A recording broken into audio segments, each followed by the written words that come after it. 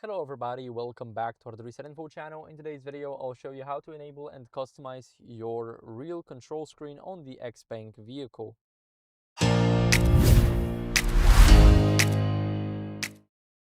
So I have the XPeng P7 Plus Performance. Now what you guys want to do here is you want to go over into the car settings.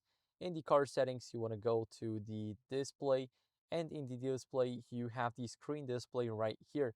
So here, as you guys can see, you can enable the child lock. So now the backseat passengers will not be able to use the rear touchscreen.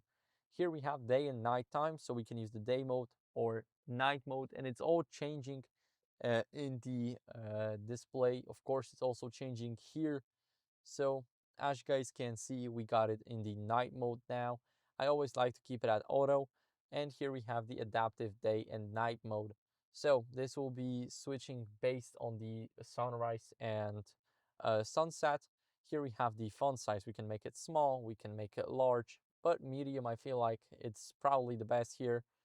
And that's how you guys can customize your screen display. Of course, here you have the screen cleaning, so you can now clean your screen easily. Now press and hold to exit, and that's how you guys can do it.